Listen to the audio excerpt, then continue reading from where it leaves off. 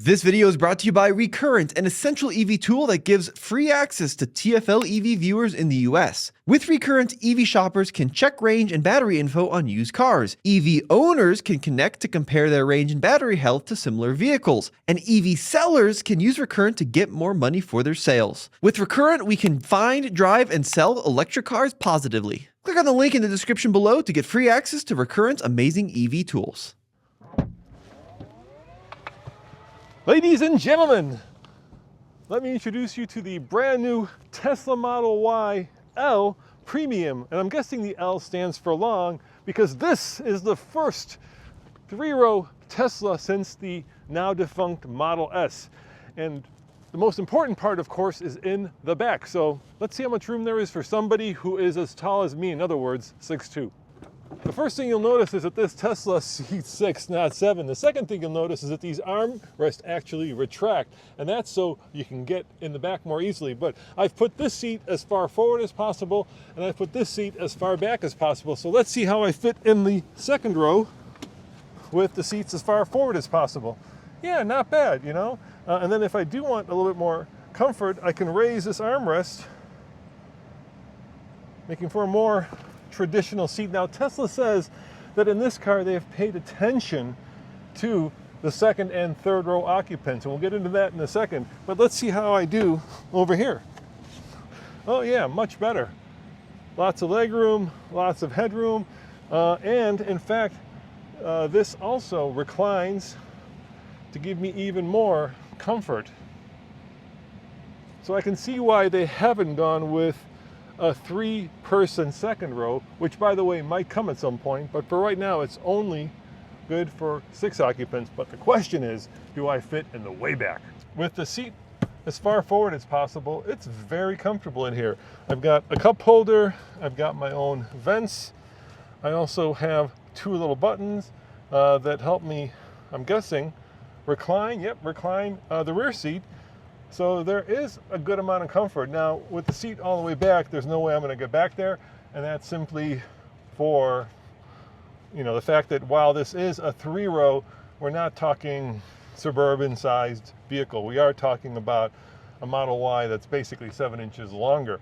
Some other unusual features, first and foremost, you have the typical Model Y screen, which gives you 3 zones of climate control, but you also get both heated and ventilated second row seats, which is pretty darn cool. And according to Tesla, there's still room behind the third row for your luggage. So let's find out if that's true.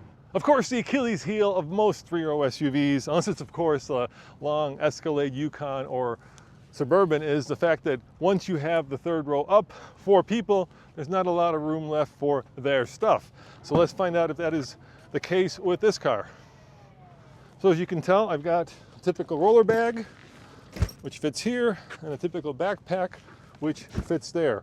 And I think that's about all she wrote. If you're gonna have kiddos that play hockey, you may wanna think of something a little bit on the bigger side. Why hockey? Well, all you hockey moms and dads know why. A lot of equipment, just a lot of equipment. I'm Czech, you know, I grew up playing hockey, a lot of stuff. If you're wondering what this little badge means, you might be thinking to yourself, this is a plaid. No, no, no. This is the first edition, and with the first edition, you get the premium model, and check this out, you get this special new color. It's called, according to Tesla, Cosmic Silver. Now, in my day, this might have been called Champagne, but let's go with Cosmic Silver. If you've been following TFL, you know that we have a long-term 2026 Tesla Model Y, so I'm very familiar, at least with the front part of this car. And one of the great things about Tesla is not only that they have an app that controls everything, but that you also have a very spacious trunk. So while I was only able to get a rollerboard and a backpack into the back of the Model Y L Premium, let's see, using the phone as a key control, I can get the rest of my stuff into the front. So, roller bag, backpack, and let's see if I can close this without actually bending any metal. Oh yeah, look at that. I always like to say that the front is a litmus test for how well an engineering company can package the heat pump and all the other stuff that goes into an electric car. And if there is a spacious front, They've done a lot of thinking about room, and Tesla has always been the best at that. Now, this is the part of the review that you may want to fast forward to because we're going to talk about numbers. And as you know, Tesla has invented the NACS, or North American Charging Standard, so of course it has a NACS, which means that you've got access to Tesla's thousands of superchargers, also route planning, probably the best in the business. But in terms of battery size, it's just under 85 kilowatt hours, 325 miles of EPA range, and here's the disclaimer: your number may vary, especially if you live in some place cold, and I believe 250 kilowatt hours of charging, which is kind of par for the course now.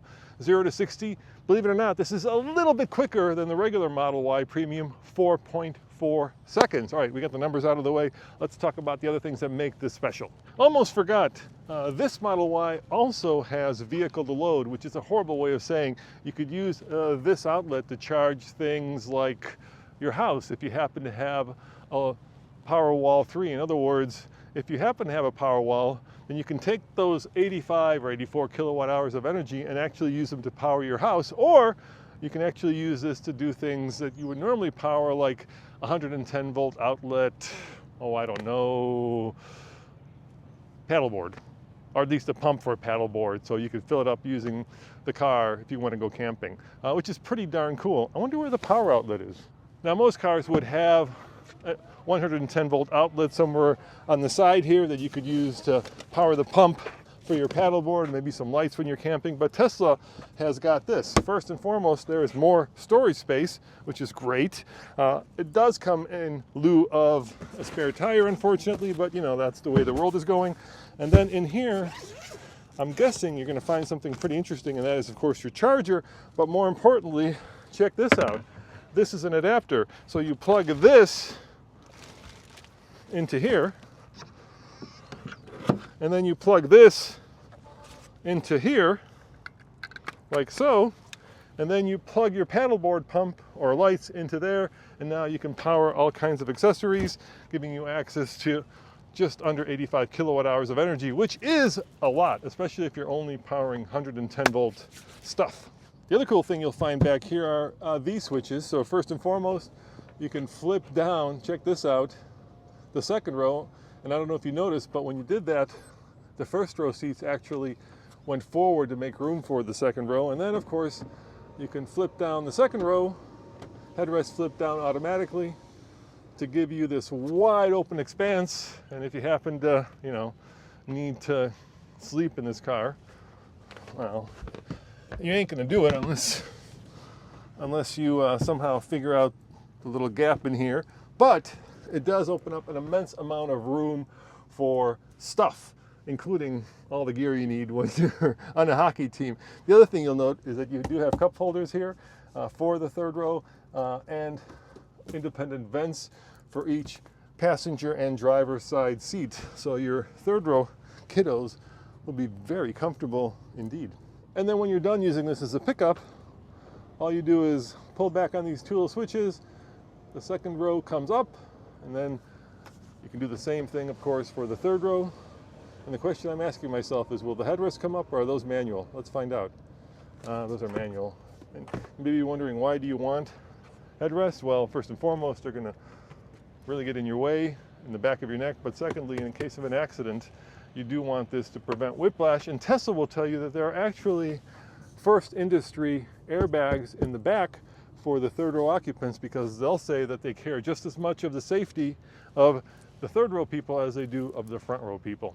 Remember when I said that Tesla designed this car to be as comfortable for the second and third row people as for the front row people? Well, they've done something unusual, and that's only available in the L, and that is under Dynamics, and it's right there, ride and handling priority. You can have it balanced. In other words, the suspension is centered around the front row or the second row, or you can go rear comfort, which changes the way that the vehicle assigns comfort, I'm guessing, to rear comfort, so that the people in the back feel less bumps, feel less weight, feel more comfortable. In other words, the same way that the people in the front would feel. How cool is that? Let's talk about seat comfort, because there's a lot of it. Not only do you have heated and vented seats in the front row, but you also have it in the second row. You also have child locks in the second row, which prevent the seat from folding down or folding up. But in the third row, you also get heated seats and child locks. And then best of all, if you want to recline the rear row, okay, Roman. You know, when I was a TV reporter, I could never say rural railroad. I always have a hard time with that. And apparently I can't say rear row either. But the rear row with the push of a button, check this out, can be reclined from the front. You know, that's a lot of cool stuff.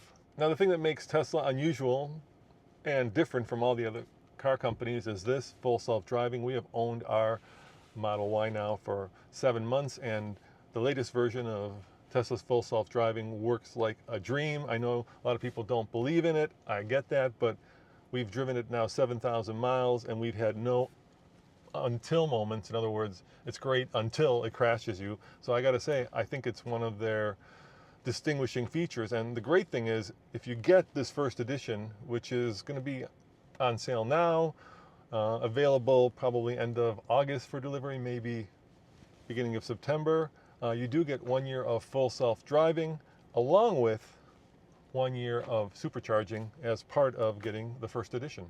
My biggest pet peeve in our Tesla is this glass roof. And the problem with it, of course, is that when you're in a sunny location like SoCal here, the sun just radiates through, and then the car has to turn on automatic climate control to cool it down. And then I had to go and buy the accessory cover for the glass roof so that the solar radiation wouldn't be melting me. Well, Tesla says it solved that in this latest version of the car. They've added a heat reducing, I think they call it silver, to the roof, so that now you get the light, but you don't get as much of the heat. But when I put my hand up against the glass, try, Cole, just try it. I think you could boil an egg. So I think you're still gonna need that accessory. And maybe Tesla, more silver or whatever you put in here, because that is bloody hot. Tesla flew me out here to lovely Los Angeles. Actually, I'm in Pasadena right now, as you can tell, and put me up at a hotel to be able to do this first walk around. And they gave me this handy cheat sheet, which has all the cars that they think that this car competes against. You've got the Model Y, you've got the Kia EV9 Wind, the Lexus RX 350, the BMW X3, and then if I got this wrong, I'm sorry, it's 4.4 seconds, 0 to 60. And what's interesting is that there's a car missing here that is conspicuous in its absence, and I'm of course talking about the Rivian R2. This car starts at just under $62,000. The Rivian starts at just under $59,000. If you spec them out, they're very close. And the question is, which electric car would you rather have?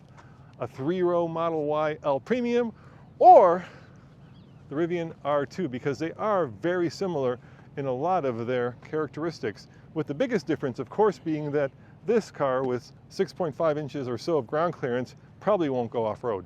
And if you don't want to buy one, let me show you something interesting. You can actually lease the car for $988 per month, but that's not the interesting part. What makes that interesting is this right here. You can lease the premium all-wheel drive Cybertruck for $949 a month, which is actually less than this Model Y Long Premium, which to me tells me that Tesla thinks that this vehicle is going to outsell the Cybertruck, and I think they're right about that. I have to admit that flying out here, I thought to myself, this would be an easy review. I mean, this is just a Model Y that's 7 inches longer with a third row. But now, after having spent some time with it, I have to admit that Tesla has given some thought and thoughtfulness to third row passenger comfort and making this a true family hauler, especially now that the Model X is gone. And at this point, you might be wondering, how does it drive? Is it different? Well, that review is coming, and if you want to see that, head on over to alltfl.com in a few days, where we'll have a full driving review of the Tesla Model Y. For now, this is Roman saying thanks for watching, and I shall see you next time. Ciao. And I suppose I got to end this review the way I started it. Cole, can you hit that button, please? Thank you. Remember, I'm 6'2", and I fit back here.